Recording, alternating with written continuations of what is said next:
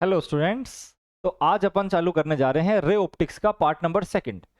First part में अपन ने ray optics के अंदर जो बेसिक डेरिवेशंस होते थे वो सारे पढ़ लिए थे, बट वहां पे अपन ने सेकंड पार्ट के लिए इसका आधा हिस्सा छोड़ दिया था, जिसको अपन ऑप्टिकल इंस्ट्रूमेंट्स के नाम से जानते हैं। ऑप्टिकल इंस्ट्रूमेंट बोले तो जो तीन अपने पास इंस्ट्रूमेंट होते हैं: प्रिज्म, माइक्रोस्कोप, टेलीस्कोप, सूक्ष्मदर्शी, दूरदर्शी।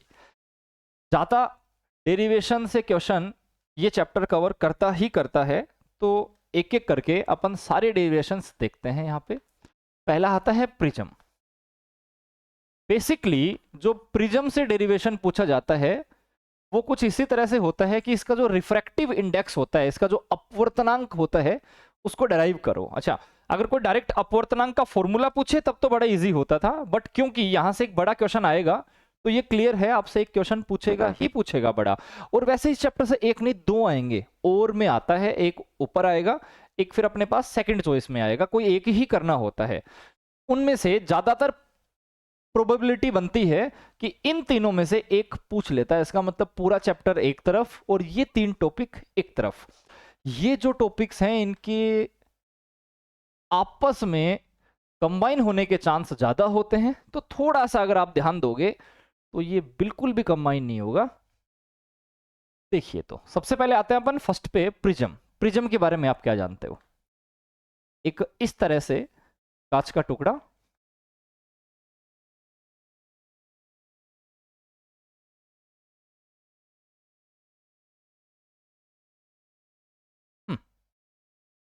वो दो सरफेस जिनके बीच से रे जाएगी, जिनके बीच से किरण जाएगी, उसको बोलते हैं एंगल ए।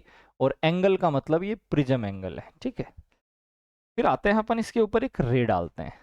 मानो इधर से एक रे जा रही थी, अगर ये इस ग्लास के अंदर जाने की वजह से अपने रास्ते से भटकती नहीं तो किधर जाती है? तो ये जाती इधर। थोड़ा और बड़ा कर लेता हूं उसको, ये लो। हाँ, लेकिन क्योंकि ये अपने रास्ते से भटक जाती है, इस वजह से ये जाती है इधर। उसके बाद क्या होता है? उसके बाद ये फिर से, अगर रास्ते से नहीं भटकती तो फिर से सीधी जाती, लेकिन क्योंकि फिर ये कांच से हवा में जा चुकी है तो ये वापस अपने रास्ते से भटक जाती है और ये चली जाती है इधर। फर्स्ट रे को भी मैंने आगे बढ़ाया और जो लास्ट रे थी, लास्ट किरण थी, उसको भी मैंने आगे बढ़ाया कुछ इस तरह से, ठीक है। इन दोनों के बीच में बन गया एक एंगल, इसी एंगल को बोलते हैं डेल। डेल क्या होता है अगर कोई कहे तो? डेल होता है विचलन कोण, एंगल ऑफ डेविएशन। विचलन कोण, एंगल ऑफ डेविएशन।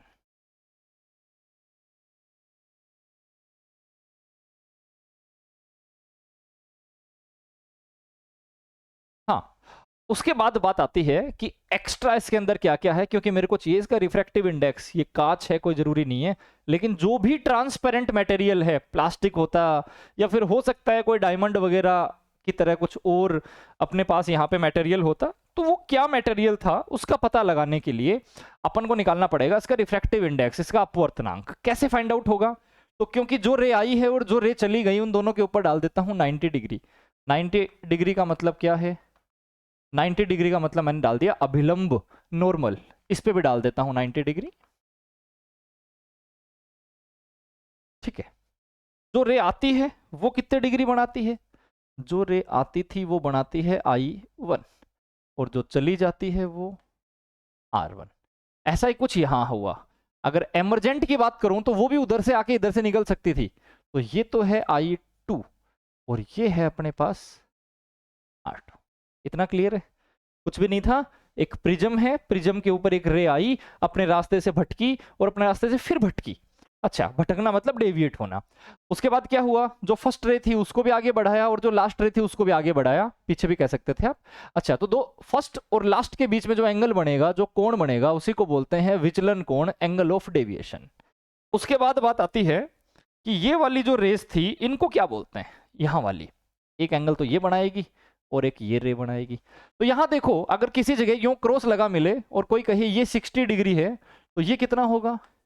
ये भी 60 होगा। मेरे को भी कुछ ऐसा ही मिल रहा है, ये वाला क्रॉस और इस वाले क्रॉस के साथ है। अगर ये आई है तो ये भी कितना होगा टोटल आई। R1 पहले काम में ले लिया तो ये कितना आएगा I1 माइनस R1। ये कितना आएगा, इधर थोड़ा और छोटा करना पड़ेगा इसको। देखते हैं, एडजस्ट हो जाना चाहिए। वो I2 है, ये R2 है, तो ये कितना आएगा, ये आएगा I2 माइनस R2। ये था अपना बेसिक डायग्राम, इजी था। उसके बाद मैंने इस प्रिज्म के कुछ मार्किंग कर दी, क्योंकि मैंने इसका नाम पहले ही A लगा दिया था, तो फिर इसको B लगा देता हूं, इसको C लगा देता हूं। उसके बाद आए इधर से, तो इसको लगा दिया मैंने D, इसको लगा दिया यहाँ पे E, इसको लगा दिया F और इसको लगा दिया G। ठीक है, और भी लाइनें बच गई। ये जो नॉर्मल डाला था, ये जो अभिलंब डाला था, तो G तक कंप्लीट हो चुका। इसको H लगा दो, ये पढ़ा ही है पहले से। इसको I लगा दो, इसको J लगा दो, और ये एंगल A जो था ना, ये कहाँ है, ये एंगल A ये वाला था। ये पॉइंट तो अभी भी बचा हुआ है ना, कहाँ तक पहुंच गए अपन, HIJ, तो इसका मतलब ये लग जाएगा K। खत्म। अब इसको तो कर लेता हूं छोटा, और अब आता है इसके मेन कंसेप्ट पे कि इस डेरिवेशन के अंदर आपको करना क्या होता है। तो देखो, किसी भी डेरिवेशन को करने से पहले उसका टारगेट फिक्स होना चाहिए कि आपकी फर्स्ट, सेकंड और थर्ड स्टेप क्या होती है। तो मैं आपको यहां बता देता हूं, क्योंकि मुझे चाहिए इसका रिफ्रैक्टिव इंडेक्स, इसका अपवर्तनांक। और स्नेल ने कहा था अगर आपको अपवर्तनांक चाहिए तो ये कुछ इस तरह से निकलता है, sine I upon sine R। इसका मतलब मेरा पूरा पूरा टारगेट यहां पे ये रहेगा कि मैं I और R की वैल्यूज फाइंड आउट करूं। ठीक है, कैसे करूं, टारगेट नंबर 2, फर्स्ट टारगेट हो गया कि मेरे को रिफ्रैक्टिव इंडेक्स चाहिए, अपवर्तनांक चाहिए, sine I upon sine R। मतलब I और R की वैल्यू अगर मिल जाए तो इसमें रखते ही आंसर आ जाएंगे। ओके, I और R कैसे निकाला जाए सबसे पहले 3 स्टेप रहेंगे मेरे पास। मैं थोड़ा सा मार्क बड़ा लगाना चाह रहा हूं। पहला, ये मेरे पास जो यहां पे रेक्टा एंगल होगा, रेक्टा एंगल बोले तो चतुर्भुज, सबसे पहले इसकी वैल्यू निकाल लेनी है। मुझे पता है किसी भी चतुर्भुज के, किसी भी रेक्टा एंगल के चारों जो एंगल बनते हैं उनको ऐड करने पे 360 डिग्री आता है, 360। तो मैंने भी ऐसा ही कुछ किया, मैंने ये एंगल बना लिए। पहला एंगल कौन सा था, पहला था ये, इसका मतलब A। ओके, A के बाद आता है angle number second. Second angle क्या होगा, सेकंड एंगल होगा A से लेके कुछ इस तरह से, मतलब AEI, ये आ जाएगा सेकंड।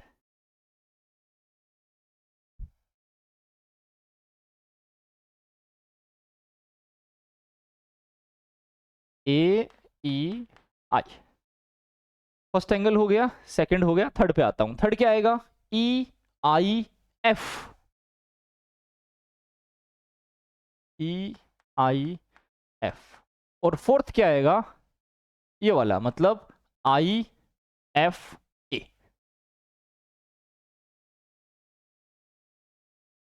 सेम बात, चारों को जोड़ा तो ये बना 360, 360। और आगे बढ़ते हैं, और आगे जब अपन बढ़ेंगे तो अपन ने क्या किया, अपन ने नेक्स्ट लाइन के अंदर, और क्योंकि यहाँ पे अपन ने ये डाले थे अभिलंब, ये डाले थे नॉर्मल, और नॉर्मल का मतलब यही होता है किसी सरफेस के ऊपर लंब डाल के दिखाओ, अभिलंब डाल के दिखाओ। ये रहा, इसका मतलब ये 90 डिग्री बनाता है। सर सरफेस ऐसी थी, अब डाल के दिखाओ, कोई इशू नहीं है, बनेगा तो 90 डिग्री ही। इसका मतलब मैंने क्या किया, अगली लाइन में पहले से ही एज्यूम कर लिया, क्या एज्यूम कर लिया कि अगर ये 90 डिग्री बना रहा होगा तो ये रहा 91, ऐसे है ये कुछ, और अगर ये 90 बना रहा होगा तो ये भी 90 है।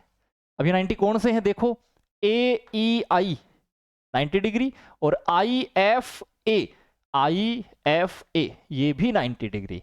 तो मैंने अगली लाइन में क्या किया, जो एंगल AEI है इसकी जगह भी 90 पुट कर दिया, और उधर दूसरा कौन सा था, IFA, IFA इसकी जगह भी 90 पुट कर दिया।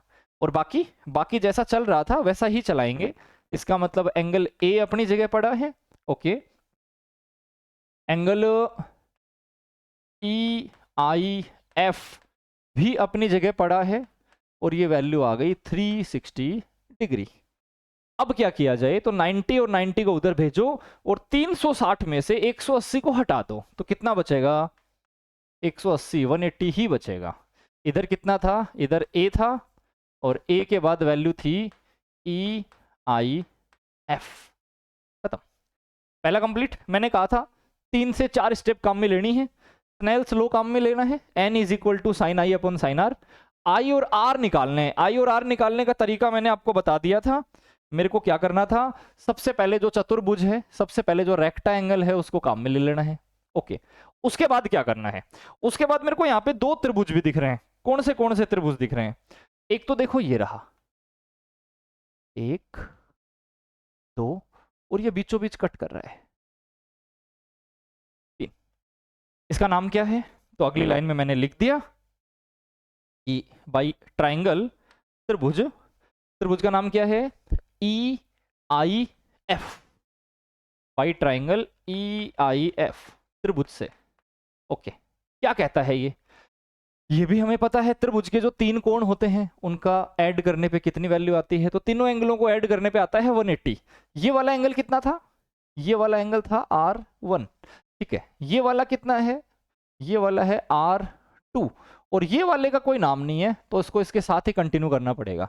तो मैंने कहा एक तो है R1, एक है R2 और एक है EIF। तीनों को ऐड करने पे वैल्यू आती है 180। जो ऊपर वाली इक्वेशन थी, इससे सेकंड इक्वेशन को कंपेयर कर दो, तुलना कर दो।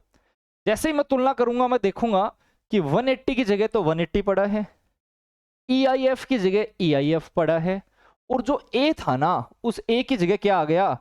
R1 plus R2। तो मैं अगली लाइन में लिख सकता हूं कि समीकरण 1 व 2 से, from equation first and second, 1 और 2 से क्या वैल्यू आ जाएगी? A is equal to R1 plus R2। ठीक है, आप चाहो तो इक्वेशन नंबर इसको 3rd लगा सकते हो। देखो कुछ हद तक हम नजदीक जा रहे हैं। R की वैल्यू चाहिए थी, ये रहे R1 R2, R आएगा यहां से। और आगे देखो, एक और ट्रायंगल बच गया। मैंने कहा था सबसे पहले एक रेक्टेंगल काम में ले लेना है, बोले चतुर्भुज, उसके बाद एक त्रिभुज ले लेना है। एक त्रिभुज और बच गया, कहां है बताओ? तो देखो ये रहा अपने पास अगला त्रिभुज। ये लाइन कुछ ऐसे जा रही है, ये लाइन कुछ ऐसे जा रही है, और ये लाइन कुछ ऐसे जा रही है, और यहां पे लिखा हुआ है एंगल। इसका मतलब मैं ये कह सकता हूं कि जो बाहर वाला एंगल था डेल, वो सामने वाले दोनों के बराबर है। सामने वैल्यू कितनी थी? तो सामने वैल्यू ये तो थी I1 R1, तो इसका मतलब इसकी वैल्यू थी I1 माइनस R1, और उसका कितना था? अगर ये है R2, ये है I2, तो ज्यादा में से कम को घटा दो, I2 माइनस R2। हल्के हल्के वैसे पहले से दिख रहे थे। अच्छा, तो उसका मतलब अगली लाइन में मैंने क्या किया, अगली लाइन में मैं फिर कह दिया कि कौन सा ट्रायंगल काम में लेना है। तो मैंने कह दिया कि फ्रॉम ट्रायंगल कौन सा है इस बार अपने त्रिभुज का नाम है EFK। ओके, तो मैंने लिख दिया EFK। सेम बात, तो बाहर वाला एंगल होता है, बाहर वाला कोण होता है, वो सामने वाले दोनों के एडिशन के बराबर होता है। तो बाहर कौन है? बाहर तो है डेल, और सामने अंदर कौन है? एक तो है I1 माइनस R1 और एक है I2 माइनस R2। थोड़ा और अच्छे से लिखा तो ये आ गया I1, और इधर से उठा लूंगा I2 को, माइनस का R1 है, माइनस का ही R2 है। इसका मतलब मैंने नेक्स्ट लाइन में माइनस ले लिया कॉमन, तो यहां से कितना बच सकता है? ये R1 रहा, ये R2 रहा, तो वैल्यू आ जाएगी R1 plus R2।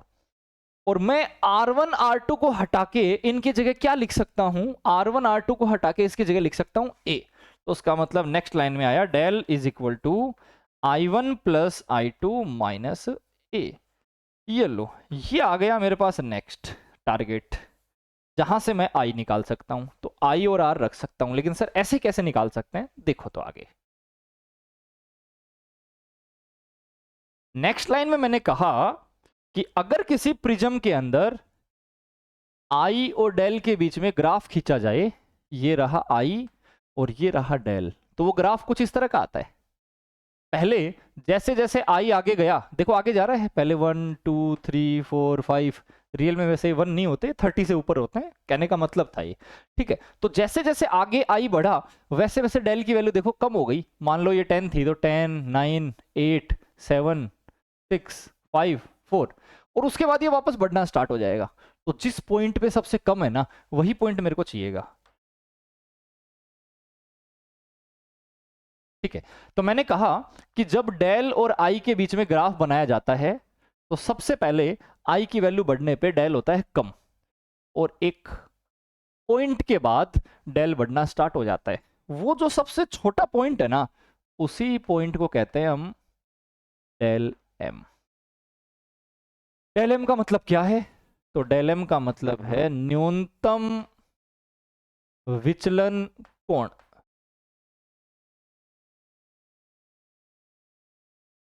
Minimum angle of deviation.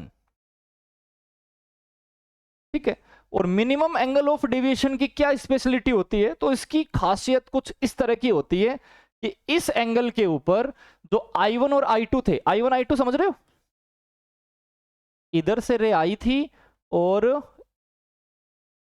इधर से चली गई थी, तो यहां जो बनाया था वो I1 था, और यहां जो बनाया था मैंने वो I2 था। I1 I2 बराबर होते हैं किसके ऊपर? सबसे छोटे एंगल पे, मिनिमम एंगल के ऊपर। और ऐसा ही कुछ अंदर, ये जो R1 था और ये जो R2 है ये भी बराबर होते हैं। तो मैंने क्या लिख दिया, ध्यान देते रहो, लास्ट में 1 मिनट के अंदर आपको और भी शॉर्टकट में फिर से बताऊंगा मैं। हाँ, तो अपनी बात थी कि जैसे ही आई और डेल के बीच में ग्राफ बनाया तो पहले आई बढ़ने पे डेल कम हो रहा था, और एक फिक्स पॉइंट के बाद डेल बढ़ना स्टार्ट हो गया। उसी सबसे कम पॉइंट को बोलते हैं न्यूनतम विचलन कोण। इसके आगे क्या होगा? तो इसके आगे मैंने कहा कि इस कोण के ऊपर, इस कोण के ऊपर I1 और I2 की वैल्यू होती है I, R1 और R2 की वैल्यू होती है R। ठीक है, इक्वेशन अपने पास ऑलरेडी पड़ी है, ये देखो। सबसे पहले मैंने उठा लिया इस इक्वेशन को, मान लो इक्वेशन नंबर 3 थी, तो इक्वेशन 3 क्या कहता है? इक्वेशन 3 कहता है A is equal to R1 plus R2। और मैंने क्या कहा? मैंने कहा कि जब डेल की वैल्यू डेलम कर दी जाए, डेल की वैल्यू डेलम, तो R1 R2 को क्या लिखते हैं? R। तो उसका मतलब हमारे पास ये R आ जाएगा, दोनों, चाहे R1 हो चाहे R2 हो, वो पड़े। ओके, सोल्व करो और यहां से R निकाल लो। तो A is equal to 2R, थोड़ा और आगे जाओ तो R is equal to A/2। Simple. फिर आया अपन, ये रहा दूसरा टॉपिक, इसको उठाओ और यहां से I निकाल लो। कैसे निकलेगा? जब डेल की वैल्यू कितनी थी? जब डेल की वैल्यू थी डेलम, उस टाइम पे I1 और I2 दोनों की वैल्यू I ले ली, और साथ में क्या था? साथ में था A। ओके, ये जो माइनस का A था इसको मैंने इधर भेज दिया, तो नेक्स्ट लाइन में आ गया डेलम plus A is equal to 2I। तो I की वैल्यू कितनी आ जाएगी? डेलम प्लस A/2। ये लो, ये तो रहा R और ये रहा I। कंप्लीट। अब पहुंच जाते हैं अपन वहां जहां से हमने स्टार्टिंग में कंसेप्ट समझा था, बाय स्नेल्स लॉ। स्नेल का नियम क्या होता था? तो स्नेल ने कहा था n is equal to sine I upon sine R। और आगे बढ़ते हैं तो n is equal to sine I की वैल्यू कितनी है? I की वैल्यू ये रही, कितनी? Del m plus A divided by 2। और R की वैल्यू कितनी है? तो R की वैल्यू ये रही, साइन R/2। सिंपल। यही है आपके पास refractive index of prism. Easy था अगर इसको ठीक से समझें तो। 4 स्टेप थी। पहली स्टेप क्या थी? पहली स्टेप थी कि आपको स्नेल्स लॉ पता होना चाहिए, स्नेल का नियम पता होना चाहिए, n is equal to sine I upon sine R। उसके बाद फर्स्ट स्टेप खत्म करो। फिर क्या करना था अपने को? फिर अपने को उठाना था सबसे पहले वो वाला रेक्टेंगल, वो वाला चतुर्भुज जिसकी वैल्यू 360, इसको खत्म करो। उसके बाद अपने को दो अलग अलग ट्राइंगल थे, दोनों अलग अलग त्रिभुज थे, उन दोनों को अलग अलग उठा लेना है। फिर तो कुछ नहीं करना, I1 I2 की वैल्यू I मान लो, R1 R2 की वैल्यू R मान लो, और डेल की जगह डेल M रख दो, आंसर आ जाते हैं। ठीक है, किसी को परेशानी हो तो एक बार वापस से इसको देखना, ये बड़े अच्छे तरीके से आपको समझ में आ जाएगा। अब मैं क्या करता हूं, एक बार तो पहले इसको कुछ नजदीक कर देता हूं, अगर किसी को अपने नोट्स बनाने हो उसका स्क्रीनशॉट ले सकता है।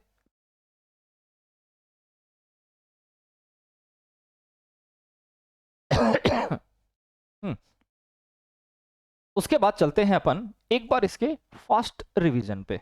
रिवीजन मैक्सिमम 1 मिनट का होगा, इससे बड़ा नहीं होगा। देखो ये है मेरे पास एक प्रिज्म, प्रिज्म को तो बढ़ाई कर लेते हैं। ओके, प्रिज्म के ऊपर क्या हुआ, प्रिज्म के ऊपर एक रे आ गई, ये इधर से रे आई, ये जानी चाहिए थी इधर, लेकिन ये इधर नहीं जाएगी। क्यों नहीं जाएगी, क्योंकि बाहर थी हवा और अंदर है प्रिज्म, कांच जैसा। ओके, ये रे इधर चली गया, फिर कांच से हवा में जाना है, फिर से ये रे इधर चली गई। अब क्या करूं मैं, अब सबसे पहले मेरे को चाहिए इनके ऊपर आने वाले और जाने वाले कोण, इंसिडेंट और एमरजेंट। तो मैंने इसके ऊपर भी 90 डिग्री डाल दिया, 90 डिग्री डालते ये आ गया I1 और ये आ गया R1। इस पे भी 90 डिग्री डाल दिया, 90 डिग्री डालते ही ये तो आ गया I2 और ये आ गया R2। ओके, बात आती है कि इसको अगर पीछे बढ़ाया जाए तो, इसको पीछे बढ़ाया जाए तो ये आ गया अपना, क्या बच गया, बच गए दो एंगल। एक तो ये वाला, अगर ये I1 है ये R1 है तो ये कितना होगा, I1 माइनस R1। और अगर ये I2 है, सॉरी ये I2 है, ये R2 है, तो ये कितना बचेगा, ये बचेगा I2 माइनस R2। ओके, अब क्या करते हैं अपन, अब तो इनके नाम लगाने हैं आपको, जो भी बढ़िया लगे वो नाम लगा दो। क्लास में लगाते हो ना एक दूसरे का नाम, बातें मैंने नहीं इसने की, वही नाम लगाने हैं। हाँ, तो मैंने इस पॉइंट का नाम लगा दिया ए, यहां लिखा है यहां लिखा है, सेम नाम रखो हमेशा। इस ए का मतलब तो है प्रिज्म एंगल, प्रिज्म कोण। अगर यहां आप कुछ और नाम दे देते तो भी कोई फर्क नहीं पड़ता। ओके, इसकी वैल्यू फिक्स होती है वैसे 60 डिग्री। उसके बाद आया मैं यहां, इसको लगा दिया मैंने, या चलो पहले एक बाहर वाले प्रिज्म को लगा देते हैं। तो ये ए, ये बी, ये सी, उसके बाद D E F G H I J, और ये लास्ट में जब कट लगेगा यहां तो ये के। अच्छा, क्या क्या जानते हो आप, सबसे पहले अपन ने कहा था कि अपने को एक चतुर्भुज ले लेना है, अपने को एक रेक्टेंगल ले लेना है। ठीक है, चतुर्भुज कितना है बताओ, चतुर्भुज का नाम AEIF। ओके, तो मैंने लिख दिया AEIF। पता है अपने को क्या करना है, चार एंगल ढूंढो और चारों का ऐड करके 360 बना दो। तो पहला तो था A, दूसरा था AEI, तीसरा था EIF, चौथा था IFA। लिख देता हूं जल्दी से, A, उसके बाद AEI, उसके बाद EIF, उसके बाद IFA, और वैल्यू कितनी आ गई, वैल्यू आ गई 360। ओके, उसके बाद आते हैं बात, इनमें से किसी की वैल्यू जानते हो क्या, बिल्कुल जानता हूं। ये देखो, ये लाइन आ रही थी सीधी, ये लाइन, और सीधी लाइन पे मैंने डाला 90 डिग्री, तो उसका मतलब यहां ये वाला जो एंगल कट रहा होगा ना, ये 90 है। और यहां ये जो एंगल कट रहा था, इसको बोला हमने AEI, तो उसका मतलब AEI को अगली लाइन में हटा के मैं इसकी जगह लिख सकता हूं 90 डिग्री। ऐसा ही कुछ उधर हुआ, वहां पे जो रे थी इस पे मैंने डाला 90 डिग्री, इसका मतलब ये भी 90 है। कौन सा, EFA। तो मैंने सॉरी सही लिखा हूं, IFA, इसको सही बोल रहा हूं क्या मैं, कुछ यही है ना, IFA। तो फिर E कहाँ था, E तो इधर है, कंफ्यूज हो गया अपनी, ये IFA। ठीक है, IFA भी मेरे को कितना लगा देना है, मेरे को लगा देना है 90। मैंने जैसे ही 90 को उसमें से हटा दिया तो 360 में से 180 हट गए और मेरे पास बचा 180 डिग्री। ओके, ये देखो तो मेरे पास कितना बचेगा, मेरे पास इधर से बचेगा A। इसके पहले एंगल लगाओ या मत लगाओ कोई फर्क नहीं पड़ता है, दूसरा बचेगा EIF और equal to 180 degree, equation first. फिर मैंने कहा कि इस ट्रायंगल के बारे में क्या जानते हो, तो इस ट्रायंगल पे 1, 2 और 3 तीन एंगल हैं, तीनों का योग, तीनों का एडिशन 180 डिग्री हो जाएगा। तो R1 plus R2 plus EIF, okay, R1 plus R2 plus EIF कितना 180। करो दोनों का कंपैरिजन, 180 की जगह 180 पड़ा है, EIF की जगह EIF पड़ा है, तो उसका मतलब A की वैल्यू कितनी आ गई, A की वैल्यू आ गई R1 प्लस R2, ये लो A आ गया। इसी तरह से मेरे को क्या करना था, इसी तरह से मेरे को अगली जगह पहुंच जाना है, इस ट्राइंगल पे। ये वाला जो ट्राइंगल था ये क्या कहता है, ये कहता है कि बाहर वाला जो एंगल था वो सामने वाले दोनों एंगल के बराबर। तो बाहर तो है डेल और सामने कौन कौन है, इधर तो है I1 माइनस R1 और उधर है I2 माइनस R2। थोड़ा और आगे गया तो I1 I2 को तो ऐड कर दो, माइनस लगा दो और R1 R2 को भी ऐड कर दो। R1 R2 की जगह क्या लिखा जा सकता है, A। तो del is equal to I1 plus I2 minus A। ये आ गया मेरे पास सेकेंड इक्वेशन। अब मुझे क्या करना था, ग्राफ बनाना था। बार तो पहले जितना पेज भी नहीं भरा। अच्छा, ग्राफ बनाना है। ग्राफ में मुझे क्या करना है, ग्राफ में मुझे कहना है अगर डेल और आई के बीच में ग्राफ बनाते हो तो पहले डेल की वैल्यू कम होती है, एक फिक्स पॉइंट के बाद बढ़ने लग जाती है। ये जो सबसे कम हुआ था इसी को कहते हैं डेल एम। और इस जब डेल की वैल्यू डेल एम हो जाती है तो यहां दो बातें पॉसिबल है। पहला, I1 और I2 सेम होते हैं जिनको I कहते हैं। दूसरा, R1 और R2 भी सेम होते हैं जिन्हें R बोलते हैं। ओके, तो मैंने अगली लाइन में क्या किया, ये वाली जो इक्वेशन थी इसको उठा लिया। तो A is equal to R plus R, A is equal to 2R। तो R की वैल्यू कितनी आ गई, A/2। इसी तरह से मैं यहां आया और इस इक्वेशन को उठाया तो डेल की जगह क्या लिख दिया, डेल एम। I1 I2 को हटा के I प्लस I और माइनस A। और आगे गया तो डेल एम की वैल्यू कितनी आ गई, 2I माइनस A। और आगे बढ़ा तो इसको इधर ले आओ, del M plus A is equal to 2I। I की वैल्यू कितनी आ गई, I की वैल्यू आ गई del M plus A divided by 2। ये लो बन गया आंसर। स्नेल्स लॉ क्या कहता था, n is equal to sine I upon sine R। Sine I कितना है, I कहाँ गया, I वो रहा। साइन I की वैल्यू है डेल एम प्लस A/2 और R की वैल्यू कितनी है, R की वैल्यू है साइन A/2। कंप्लीट। ये था अपने पास प्रिज्म। बड़ा अजीब सा लगता था बट मुझे नहीं लगता कि अब इस वीडियो को यहां तक देखने के बाद आपको प्रिज्म में परेशानी आएगी। अब आते हैं अपन अपने सेकंड, थर्ड और फोर्थ टॉपिक्स पे। कौन से माइक्रोस्कोप दो टाइप का, कौन सा, एक वो माइक्रोस्कोप जो बेसिकली अपन जब जियोमेट्री वगैरह खरीद के लाते हैं, जो अपन ड्राइंग बॉक्स वगैरह बोलते हैं, तो उसके अंदर आता है, पंडित लोग वगैरह भी उसको काम में लेते हैं हाथों को देखने के लिए। और एक वो वाला माइक्रोस्कोप जिसके अंदर अपन बहुत छोटे ऑब्जेक्ट को देखते हैं जैसे कि बैक्टीरिया वगैरह। अच्छा, तो हमने सबसे पहले क्या कहा, हमने सबसे पहले कहा कि हम काम में ले लेते हैं सरल सूक्ष्मदर्शी। सरल सूक्ष्मदर्शी बोले तो सिंपल माइक्रोस्कोप।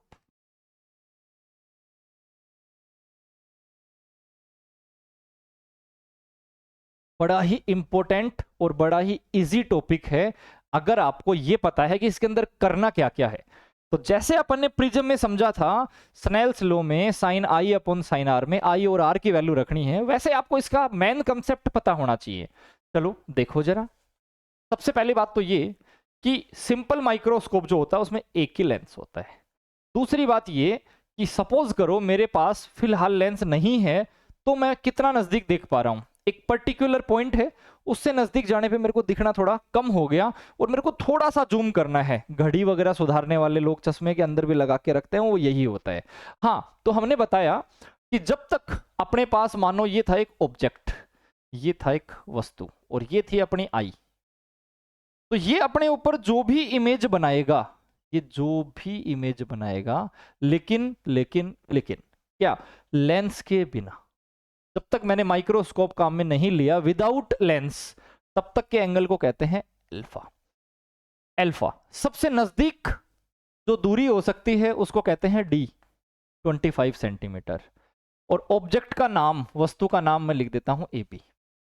क्लियर है यहां तक का? सबसे पहले मैंने कहा विदाउट लेंस, जब तक मैं माइक्रोस्कोप काम में नहीं ले रहा तब तक मेरे को कहां तक का दिख रहा है, तो ये तो है अपना आई, नेत्र, और ये है इसके सामने रखी हुई वस्तु, ऑब्जेक्ट। मैंने कहा ये जो एंगल बनता है इसको बोलते हैं अल्फा, तो फिर tan अल्फा कितना बन जाएगा, परपेंडिकुलर अपॉन बेस, परपेंडिकुलर कितना है ए बी, और बेस कितना है डी। लेकिन यहां से मेजर करना है और मैं हूं लेफ्ट साइड में, लेफ्ट साइड में हूं तो मेरे को माइनस भी लगाना पड़ेगा। ओके, अगर एंगल बहुत छोटा हो तो मैं tan अल्फा को लगभग अल्फा मान सकता हूं, तो फिर मेरी वैल्यू कितनी आ गई, तो फिर मेरी वैल्यू आ गई A B upon minus D. एक बात क्लियर है, बिना लेंस के कोई जोर नहीं आएगा, ऑब्जेक्ट के सामने आंख को रख दो और मैं मानूंगा कि सबसे नजदीक में ला था डी पे, तो मैंने डी पे रख दिया। tan alpha is perpendicular upon base, perpendicular upon base, tan alpha को अल्फा बना देना है और ऐसे ही छोड़ देना है। ये तो था कब, ये विदाउट लेंस, लेंस के बिना। अब आता हूं विद लेंस, लेंस लगा दो। अब फिर से अपनी आई जहां पड़ी थी वहीं है। ओके, ये मैंने रख दिया इस बार एक ऑब्जेक्ट, लेंस तो लगाया ही नहीं है, हाँ चलो पहले लेंस ही लगाते हैं, इस आई को भी साइड में करते हैं। ये लो लेंस। अब मेरे को क्या करना है, मेरे को इसको रखना कहाँ है ऑब्जेक्ट को, मेन बात, इसमें वस्तु कहाँ रखी जाती है, तो इसमें जो वस्तु रखी जाएगी वो रखी जाएगी एफ, और जो अपना ऑप्टिकल सेंटर होता है, प्रकाशिक बिंदु, उन दोनों के बीच में, तो उसका मतलब वस्तु रखी जाएगी यहां। और क्योंकि ये कंडीशन नंबर 6 होती है, इमेजिनरी बनता था इसका, आभासी। देखो तो पहली ये जो रे होती है ये तो बिना डेविएट हुए सीधी निकल जाती है, निकल गई सीधी, लेकिन जो सीधी जाएगी वो कट लगने के बाद निकलेगी अपने, थोड़ा सा और बढ़ा देते हैं, वो निकलेगी अपने फोकस पॉइंट से, दोनों साइड फोकस, बिल्कुल F1 F2 होते ही हैं। हाँ मैंने देखा उधर तो मिलने का चांस है नहीं, अगर उधर मिलने का चांस नहीं है तो फिर मैं इसको लेके आऊंगा पीछे की तरफ, और ये मिल गई अपने पास। ये अगर ऑब्जेक्ट था, वस्तु थी ए बी, तो ये बनेगी इसकी इमेज, इसका नाम लगा दो ए डैश बी डैश।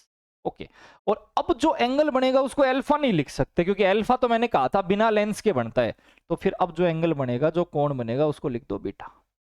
ठीक है, वस्तु तक की दूरी बताओ, ऑब्जेक्ट तक की डिस्टेंस u, और उसका प्रतिबिंब, उसका इमेज जहां बनता है वहां तक की दूरी बताओ v, उधर जाना पड़ेगा। ठीक है, tan बीटा बना लो, tan बीटा कितना आएगा, सेम बात, इसके सामने परपेंडिकुलर कितना है, इसके सामने परपेंडिकुलर है ए बी, और बेस कितना है, इधर आऊंगा तो फिर से लेफ्ट में आ रहा हूं तो माइनस आएगा और u आ जाएगा। अगर एंगल बहुत छोटा है तो tan बीटा को बनाया जा सकता है बीटा, और वैल्यू कितनी, वैल्यू जितनी थी वो की वही, A B upon minus U, equation number second. यहां तक क्लियर है, मैंने कुछ नहीं किया, बिना लेंस के, लेंस के साथ पहले भी tan अल्फा निकाल लिया, बाद में भी tan अल्फा निकाल लिया। हाँ वी से भी निकाल सकते हो बट नहीं निकालेंगे हम, क्योंकि लास्ट में घूम फिर के आपको आना यहीं पड़ता है। फिर बात आती है आगे क्या पूछता है, स्टेप नंबर 3, वो कहता है इसका मैग्नीफाइंग पावर, आवर्धन क्षमता। और आवर्धन क्षमता कैसे निकलती है, एक वो एंगल जो किसने बनाया, जो अपने आंख पे बनाया लेंस ने, और एक वो एंगल जो अपने आंख पे बना था विदाउट लेंस के, बिना लेंस के कितना कोण था और लेंस के साथ कितना कोण है, इन दोनों को रख देना है। ठीक है, बिना लेंस के जो आया था वो तो था A B upon minus D, और लेंस के साथ आया था वो था A B upon minus U. Okay, रख दिए दोनों, करो सोल्व, ए बी से ए बी कट जाएगा, ए बी से ए बी गया, माइनस से माइनस गया, और अपने पास m की वैल्यू कितनी आ गई, तो m की वैल्यू आ गई, ऊपर जाके ये d बनेगा और ये u बनेगा, MDU। अगर सुना हो तो ऐसा ही एक यूनिवर्सिटी का नाम भी है, महर्षि दयानंद यूनिवर्सिटी। तो अगर मेरे को सरल सूक्ष्मदर्शी का डेरिवेशन पूछे और मेरे को ये याद करने में परेशानी हो कि मैग्नीफाइंग आया कितना था, हो सकता है एक माइनस प्लस गड़बड़ हो गया हो कहीं पे, तो सीधा भी याद रख सकते हो आप लास्ट में क्रॉस चेक के लिए कि इसका आंसर आता है MDU, महर्षि दयानंद यूनिवर्सिटी। बात खत्म। यहां तक क्लियर है? 10 अल्फा निकाल लिया, 10 बीटा निकाल लिया और बीटा अपॉन अल्फा कर दिया तो अपने आंसर आ गए। अब आते हैं इससे दो कंडीशंस, स्क्रीनशॉट लेना हो तो 1 सेकंड में ले लिया करो। हाँ, अब आते हैं इसकी दो कंडीशंस। क्या क्या कंडीशन आती हैं? एक बार मैंने कहा कि जो फाइनल इमेज है, फाइनल इमेज बोले तो अंतिम प्रतिबिंब, वो कहां बने? वो बने डिस्टिंक्ट विजन पे। डिस्टिंक्ट विजन कौन सा होता है बोले तो निकट स्पष्ट दृष्टि, और सबसे निकट जो होती है उसको कहते हैं हम डी। थोड़ी देर पहले बात चली थी 25 सेंटीमीटर। अगर जो आपकी इमेज बन रही है, ऑब्जेक्ट को रखा था वहां डी पे, अब मैं कह रहा हूं इमेज, अगर इमेज बन रही है मेरी कहां? इमेज बन रही है सबसे नजदीक, तो फिर मैं क्या कर सकता हूं? सबसे पहले मैंने लेंस का फॉर्मूला लिखा। लेंस का फॉर्मूला था 1/f is equal to 1/v minus 1/u। UVF की जगह क्या वैल्यूज आएंगी ये बता दो, या माइनस प्लस है तो वो बता दो। देखो तो जरा, सबसे पहली बात आती है कि यहां u माइनस का आएगा कि प्लस का? इसमें लेफ्ट साइड है तो सिंपल सी बात है u माइनस का आएगा, तो मैंने लिख दिया u को माइनस u। v कैसा आएगा भाई? v भी किधर है? v भी लेफ्ट साइड में ही है, तो उसका मतलब v भी कैसा आएगा? माइनस का आएगा। हाँ, v की वैल्यू अगले ने दे रखी है, इमेज कहां बने? डिस्टिंक्ट विजन पे, तो उसका मतलब जो आपने कहा कि माइनस का आएगा, माइनस का तो आएगा ही आएगा, साथ में उसकी वैल्यू भी पता है मेरे को, माइनस डी। और एफ मैंने बोला था आपको, जब भी कभी इस तरह का लेंस हो, कौन सा? कॉन्वेक्स, तो कॉन्वेक्स का लास्ट वर्ड होता है एक्स। एक्स का मतलब प्लस ही है, ये थोड़ा सा घुमा दूं तो इसका मतलब ये प्लस आएगा, और एफ तो अपनी जगह पड़ा ही है। तो बेसिकली मैंने इस फॉर्मूले में रखा 1/f, एफ जैसा था वैसा का वैसा ही है। 1/v कितना रखूं? माइनस, सॉरी 1/v, v की जगह कितना रख दूं? v की जगह रख दूं d, और माइनस मैंने पहले ही लगा दिया। माइनस 1/u, u की जगह कितना रखूं? माइनस u, तो माइनस माइनस तो हो गए प्लस, और u अपनी जगह पड़ा है। ठीक है, मेरे को बनाना क्या था? मेरे को बनाना था d/u। कैसे बनाऊं? चलो 1/u ही पढ़ा रहने देता हूं। ये 1/u, इधर से तो आया 1/f और इधर से आया 1/d। मेरा एक्चुअल फॉर्मूला कितना था? मेरा एक्चुअल फॉर्मूला था m is equal to d/u। तो 1/u की जगह कितना रख सकता हूं मैं? d को साइड में निकाल दो और 1/u की जगह ये वैल्यू पुट कर दो। तो मैंने अगली लाइन में क्या किया? हाँ, मैंने अगली लाइन में क्या किया? m की वैल्यू पुट कर दी, d अपनी जगह पड़ा है 1/u, और 1/u की जगह क्या लिखा जा सकता है? 1/f plus 1/d। अगली लाइन में d को अंदर मल्टीप्लाई कर दो, तो m कितना आ जाएगा? d को अंदर मल्टीप्लाई किया तो ये बनेगा d/f, और d को यहां मल्टीप्लाई करोगे तो ये बनेगा d/d। d/d का मतलब अगली लाइन भी मैं साथ में लिख लेता हूं उसको हटा के, d/d का मतलब मैं सीधा ही लिख देता हूं यहाँ पे 1। ये लो, अगर कोई कहे कि अंतिम प्रतिबिंब कहां बनेगा, तो अंतिम प्रतिबिंब यहां बनेगा, देख लो।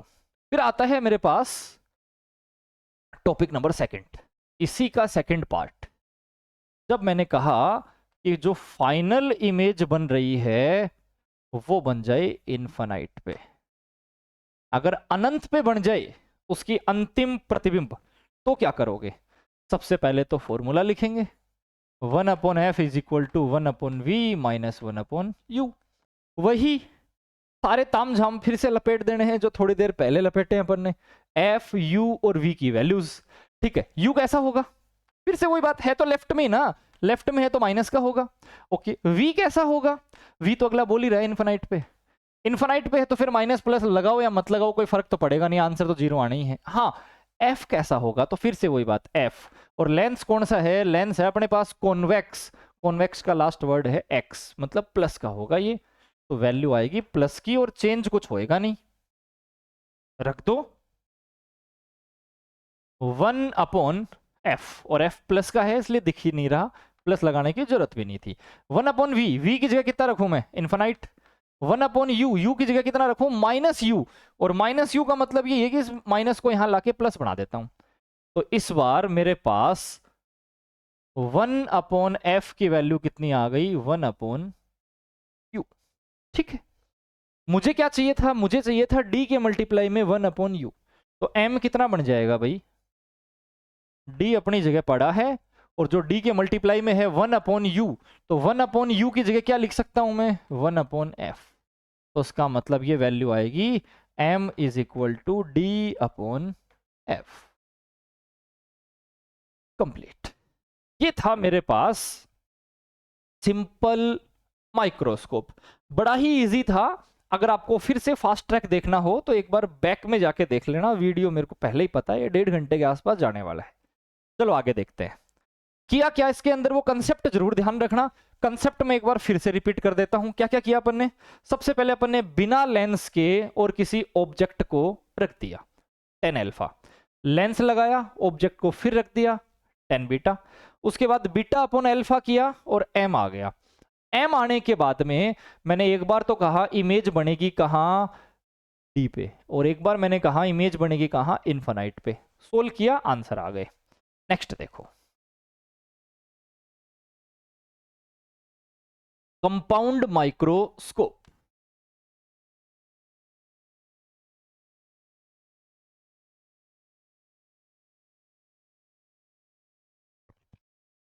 सारे टॉपिकों का किंग यही है वैसे, संयुक्त सूक्ष्मदर्शी। ओके, संयुक्त सूक्ष्मदर्शी क्या कहता है, ये बेसिकली ये कहता है कि इस बार अपने पास एक नई लेंस लगाने हैं दो, क्योंकि एक जो था वो तो लगाते थे जब अपने को ऑब्जेक्ट को थोड़ा सा जूम करना होता था, अगर बहुत ज्यादा जूम करना है तो दो लेंस चाहिए। चलो एक बार डायग्राम फिर बड़ा बना लेते हैं, फिर उसको छोटा बना लेंगे। ये था मेरे पास पहला लेंस,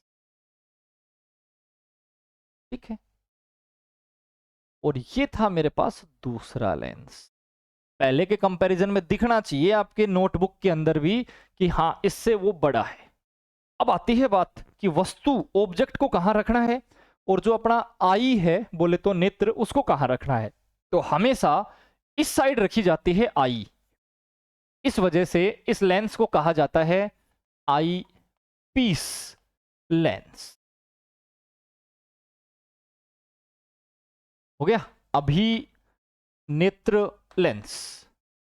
और ये जो होता था इसको क्या कहा जाता है, तो इसकी तरफ रखी जाती है वस्तु, ऑब्जेक्ट, इस वजह से इसको कहते हैं ऑब्जेक्टिव लेंस, अभिदर्शक लेंस। हो गया, तो इसके मिड पॉइंट को तो मैं बोल दूंगा क्या, ऑब्जेक्टिव की वजह से ओ, और इसके मिड पॉइंट को बोल दूंगा मैं आई पीस की वजह से ई। ठीक है, ऑब्जेक्ट को कहां रखें, तो पहले वाला जो टॉपिक था उसमें ध्यान, ऑब्जेक्ट को कहां रखा था, उसमें मैंने लिखा था एफ के जस्ट आगे, और इस बार कहां रखूंगा, इस बार मैं रखूंगा एफ के जस्ट पीछे। इसका मतलब मैं इस बार ऑब्जेक्ट को रखने वाला हूं यहां। ठीक है, ऑब्जेक्ट को पहला लेंस बड़ा करेगा, दूसरा लेंस और बड़ा करेगा। देखो तो ये हमने कहा इससे जाने वाली दो रेज, ये फर्स्ट रे मुझे पता है इसके बिल्कुल बीचों बीच जाती है, और उसके बाद में अपना कट इस साइड लगा देती है। इस पॉइंट पर कट लगाती है वही होता है एफ। ओके, दूसरी रे इस पॉइंट से होते हुए सीधी निकल जाती है।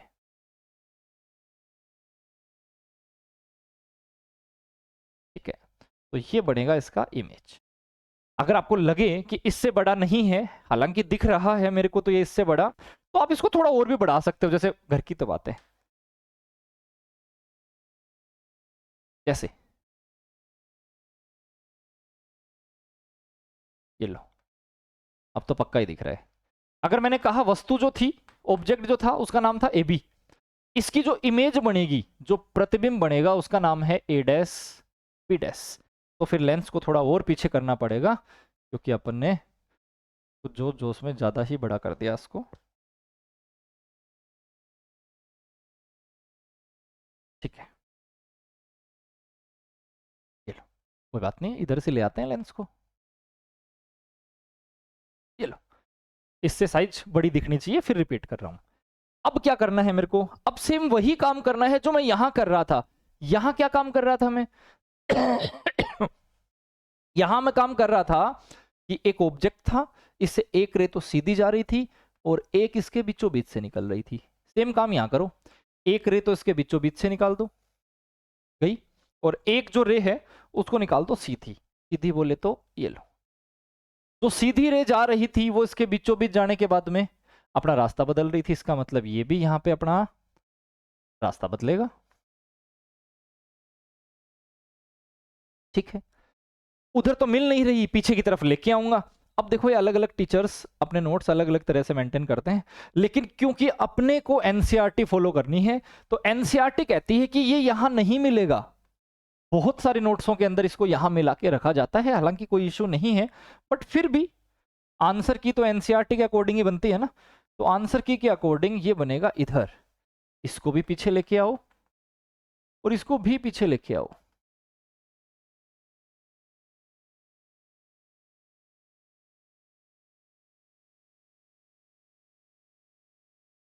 ए B, A dash B dash, तो इसको लगा देता हूं A double dash B double dash, खत्म। यहां तक क्लियर है, बड़ा आसान था अगर इस डायग्राम को ठीक से समझें तो। दो लेंस है, एक लेंस छोटा है, एक लेंस थोड़ा बड़ा है। छोटे वाले लेंस में एफ के थोड़ा सा पीछे ऑब्जेक्ट को रख रखा है, ये सामने गया कट लगाया, दूसरा इधर से आके कट लगाया। ए बी की वजह से यहां बनेगा ए डैश बी डैश, ये सामने जाएगा, ये इसके सीधा निकल जाएगा। जो सीधा नहीं निकल रहा था ये दोनों पीछे आएंगे और पीछे आके यहाँ पे ये बन जाएगा इसका फाइनल इमेज, लास्ट जो प्रतिबिंब बनता है वो। ठीक है, उसके बाद क्या करना है, इसको सबसे पहले डिलीट करना है, ये लो। अब क्या करना है, पहले अपन ने क्या कहा था वही सेम कंसेप्ट फिर लगा दो। क्या कहा था हमने पहले, हमने सबसे पहले बताया था कि बिना लेंस के, विदाउट लेंस, बिना लेंस के क्या प्रोसेस था, ये तो रहा अपना ऑब्जेक्ट ए बी और इसको सीधा आंख के सामने रख रखा था। अगर आप इसको सीधा आंख के सामने रख देते हो तो ये एंगल बनता था अल्फा। जो पहले चार लाइनें लिखी थी वो सेम ऐसे कैसे पुट कर दो, दूरी कितनी मानी थी अपन ने, डी, तो टेन अल्फा कितना बन गया था, टेन अल्फा बन गया था परपेंडिकुलर अपॉन बेस। तो परपेंडिकुलर तो है ए बी और जो बेस है वो कितना है डी, क्योंकि फिर से लेफ्ट साइड में है तो माइनस का डी। एंगल अगर बहुत छोटा हो तो टेन अल्फा को चेंज कर दो अल्फा में और ये वैल्यू आ गई कितनी, ए बी अपॉन डी, बन गया अल्फा। इसी तरह से एडजस्टमेंट करके अपने को बना देना है बीटा। बीटा कहां बनेगा, फाइनल इमेज ये रही आई, आंख, आई के साथ फाइनल इमेज जो बनाती है एंगल उसी को बोलते हैं बीटा, इसका मतलब बीटा ये है। ठीक है, अब मैं क्या करूंगा, अब मैं बनाऊंगा यहां से बीटा। बीटा बनाने के लिए कौन सा एंगल ठीक रहेगा, तो मेरे हिसाब से तो ये यहीं बन जाएगा। इसके लिए ये ऑब्जेक्ट है ना, ऑब्जेक्ट का मतलब बोले तो u, और इसको ऑब्जेक्टिव बोला था तो यू ओ, इसके लिए इमेज बनी थी वो, इसका मतलब कोई और कलर, हाँ, इसके लिए इमेज बनी थी यहाँ पे, तो ये जो था ना यहाँ से यहाँ तक का ये था वी ओ के लिए, और दूसरे लेंस के लिए ये काम कर रहा था ऑब्जेक्ट की तरह, तो उसका मतलब ये वाला बनेगा ऑब्जेक्ट, लेकिन किसका, ई का, और इसकी इमेज कहाँ बनेगी, इसकी इमेज ये रही वी ई। ओके, तो अगली लाइन में मैंने क्या किया, अगली लाइन में मैंने बनाया टेन बीटा, कितना बनेगा, सेम बात, बीटा के सामने ये रहा परपेंडिकुलर, तो मैंने कहा परपेंडिकुलर अपॉन बेस, तो परपेंडिकुलर तो कितना है, परपेंडिकुलर तो है ए डैश बी डैश, और बेस कितना है, तो बेस है you E, you E, minus का या प्लस का, तो लेंस के लेफ्ट साइड में है और लेफ्ट में तो माइनस का ही होता है, तो उसका मतलब ये बनेगा माइनस का। एंगल अगर बहुत छोटा हो तो टेन बीटा को बना दो बीटा, तो वैल्यू आ गई A dash B dash upon U E, किसका, माइनस का। ओके, मेरे पास अल्फा भी आ गया, मेरे पास बीटा भी आ गया। अगला प्रोसेस क्या था, अगला प्रोसेस था कि मेरे को निकालना था मैग्नीफाइंग पावर। अगर मैग्नीफाइंग पावर चाहिए तो क्या किया था मैंने, सबसे पहले मैंने कहा था वो वाला एंगल जो लेंस के साथ बनता है और उसके बाद वो वाला एंगल जो बिना लेंस के बनता है। ओके, और आगे बढ़े, लेंस के साथ कितना बन रहा था, ये रहा A dash B dash upon U E, और बिना लेंस के कितना बन रहा था, B upon D, but minus भी है। ठीक है, माइनस को तो करो साइड में, और आगे बढ़ते हैं। और आगे बढ़े तो m की वैल्यू कितनी आ गई, A dash B dash, A dash B dash upon A B, multiply करो, d ऊपर आएगा तो d अपॉन यू, लगभग वो का वही है। वहां भी लिखा था महर्षि दयानंद यूनिवर्सिटी, यहां भी आ गया महर्षि दयानंद यूनिवर्सिटी। हाँ, ये लाइन एक एक्स्ट्रा आ गई, बाकी लगभग वो का वही है भाई, दो लाइन्स हैं तो दो लाइनें तो आएंगी। ठीक है, आगे बढ़ते हैं। मैंने उसी को कंटिन्यू किया तो मैं क्या कर सकता था, देखो जरा, क्या करें, इस साइड पहुंच जाते हैं, इस पेज को एक बार साइड में कर लेता हूं, इधर आ जाते हैं।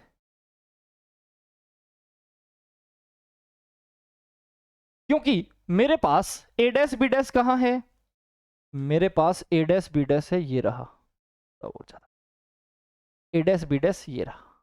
ठीक है, ए बी कहां है, ए बी ये रहा।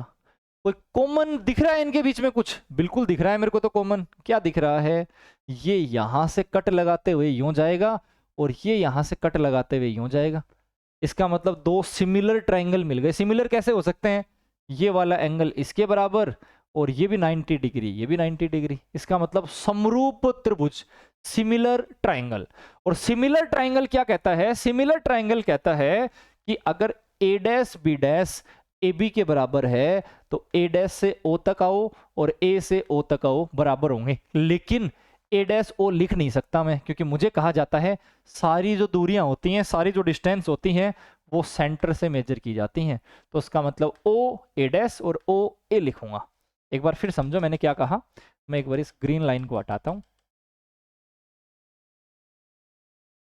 ठीक है, मैंने कहा यहां से ए dash B dash, A dash B dash की वैल्यू ए बी के इक्वल कब हो सकती है, जब ओ ए डैश ओ ए के बराबर हो। तो नेक्स्ट लाइन में मैंने क्या किया, ए डैश बी डैश को हटाया और इसकी जो दूसरी लाइन जाती है वो लिख दी ओ ए डैश। इसी तरह से मैंने ए बी को हटाया और इसकी जो दूसरी लाइन थी मतलब ओ ए वो लिख दी, और इनटू में तो डी अपॉन यू पड़ा है। कोई माइनस तो नहीं था ना, नहीं था। वैल्यू भी रख सकते हो क्या, बिल्कुल रख सकते हैं। क्या वैल्यू आएगी, देखो तो जरा, ओ से लेके ए डैश तक की वैल्यू कितनी, तो ओ से ए डैश तक की वैल्यू है V not, O A dash V not. Okay, और ओ से ए कितना आएगा, यू नोट। लेकिन वही बात आ गई पीछे की तरफ है तो माइनस लगेगा, और इनटू में तो डी अपॉन यू ई पड़ा ही है, खत्म। और अब वही प्रोसेस वापस से चालू कर देना है। कौन सा प्रोसेस था अपने पास, अपन ने कहा था कि जो अंतिम प्रतिबिंब बनता है, बोले तो जो फाइनल इमेज बनती है वो दो जगह बन सकती है, या तो सबसे नजदीक या सबसे दूर। सबसे नजदीक का मतलब मिनिमम डिस्टेंस जहां पे दिख सके डी 25 सेंटीमीटर, और मैक्सिमम इनफाइनाइट। ठीक है, तो सबसे पहले मैंने बता दिया कि जो फाइनल इमेज है वो कहां बन जाए, वो बन जाए डिस्टिंक्ट विजन पे, मतलब स्पष्ट दृष्टि पे, न्यूनतम दूरी पे। और दूसरा जो फाइनल इमेज है वो कहां बन जाए, वो बन जाए इनफाइनाइट पे। ओके इन्हीं को देखते हैं जरा। अब पहला काम क्या था, पहला काम था वन अपॉन एफ का फॉर्मूला रखना, कितना, 1/v माइनस 1/u। दूसरा काम क्या था, डेकोरेशन करना।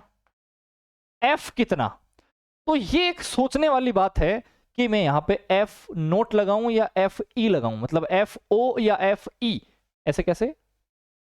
जो मेरा लेंस था पहले वाला वो तो रिप्रेजेंट कर रहा है किसको, एफ ओ को, और जो दूसरा वाला है वो रिप्रेजेंट कर रहा है एफ ई को। तो फिर मैं कौन सा यूज में लूं, तो देखो सिंपल सी बात है, फाइनल इमेज जो बन रही है वो तो ई पे बन रही है, यहां थोड़ी बन रही है। तो उसका मतलब आप एफ की जगह क्या लिखोगे, आप एफ की जगह लिखोगे एफ ओ, और क्योंकि कॉन्वेक्स है, क्योंकि ये उत्तल है, तो प्लस का ही आएगा। दूसरी साइड भी साथ के साथ देख लेते हैं।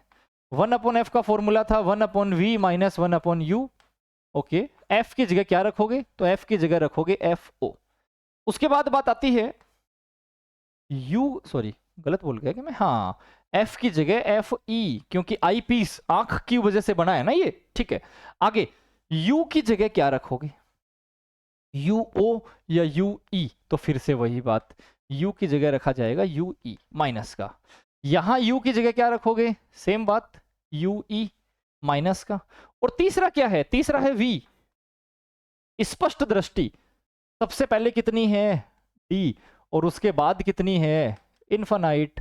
सिंपल, वैल्यू पुट करो, आंसर अपने आप आ जाएंगे। तो 1 कितना आया, F E is equal to 1/d, एक माइनस था, एक माइनस और लग गया, तो प्लस 1/u ई। ओके, टारगेट क्या था वो देखो, टारगेट ये था मेरा d/u निकालना। 1/u मिल रहा है मेरे को, तो इसको ही निकाल लेता हूं।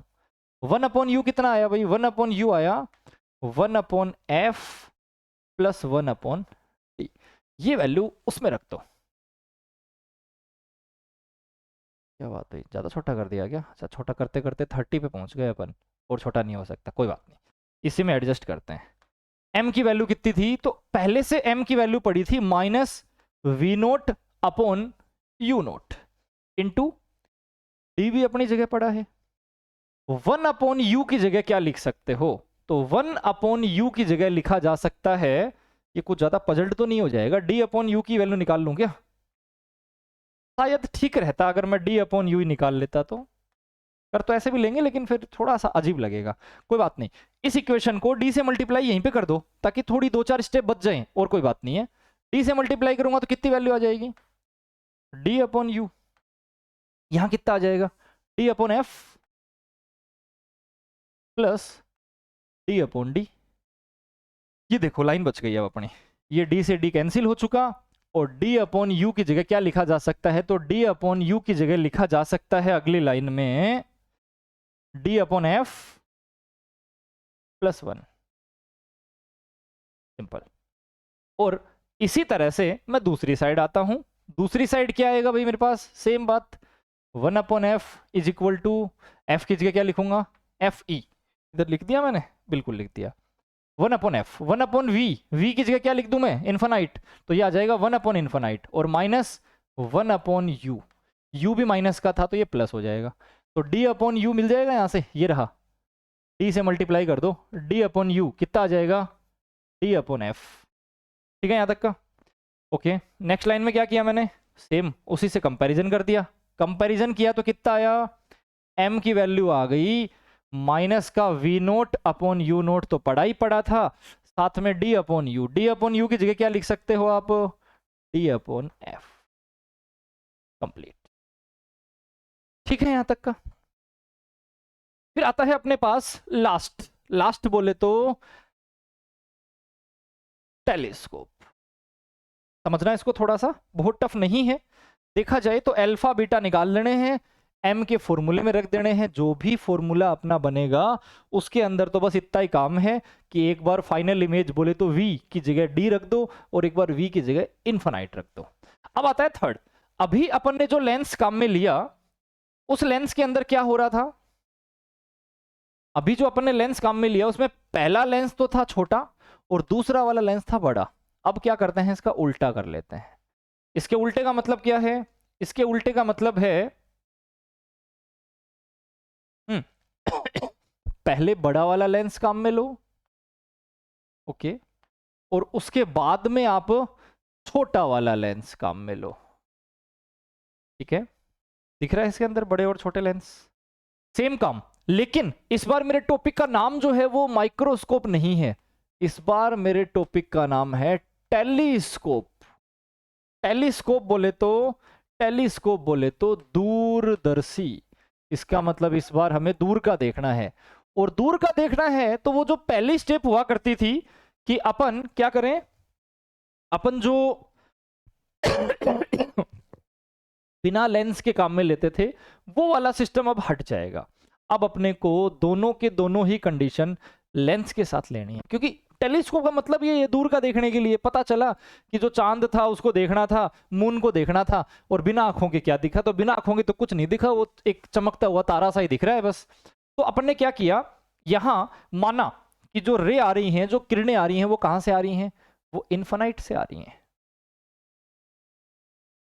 इसका मतलब मैं ऑब्जेक्ट ए बी नहीं दिखा पा रहा। आप चाहो तो लिख सकते हो इसके नीचे कि आपका जो ऑब्जेक्ट है, आपकी जो वस्तु है वो कहाँ है, वो इन्फिनाइट पे है। तो यू और क्या है ये, फिर से वही बात ऑब्जेक्ट की तरफ, तो यू ओ है इन्फिनाइट। ठीक है, रे सामने जाएंगी, जो बीचों बीच से होके निकलती है वो रे तो अपने रास्ते से भटकती भी नहीं है, तो ये तो सीधी जाएगी। ये वाली जो रे थी ये अपनी जगह से थोड़ा सा अंदर की तरफ दबेगी, और मान लो ये बना इसका इमेज, तो ये बनेगा अपना ए डैश, और कहां से लिखूं, चलो एक बार यही लिख लेते हैं, बी डैश। अब वही प्रोसेस वापस सामने की तरफ जाएगी, इधर मुड़ जाएगी, और एक बिल्कुल सीधी चली जाएगी इसके मिड पार्ट से। पीछे की तरफ बढ़ाऊंगा, बट ये मेरे को ध्यान रख लेना है कि जो इमेज बनेगी वो इसी साइड बनेगी, दूसरी साइड नहीं बनेगी, मतलब इधर नहीं आएगी। कहने का मतलब देखो, मोस्टली सारी चीजें वो की वही थी।